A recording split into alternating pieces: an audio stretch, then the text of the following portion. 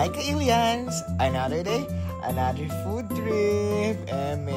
So eto na nga ka-alien, napadpad na naman ako sa Timothy's Food Services sa harapan ng MSU High School sa City of Batangas, Ilocos Norte. Talagang sulit na naman ito na kainan ka-alien. Dito, talagang hindi ka lang mabubusog. Dahil maliban sa mura na, overloaded pa sa dami ng pagkain. Bukas ito, Lunes hanggang Sabado, 9 a.m. to 9 p.m. Saan ka pa? At eto na ang pinakaabangan ng lahat. Ang bagong boodle fight nila.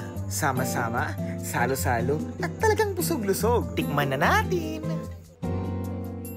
Wow!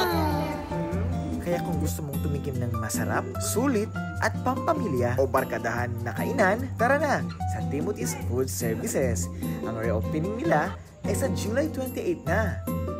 Kaya ka-alien at mga stallions, huwag nang magpatumpik-tumpik pa. Pumunta na sa Timothy's Food Services sa July 28. Talagang in na in. Sarap ng lutong Ilocano, ramdam hanggang huling subo.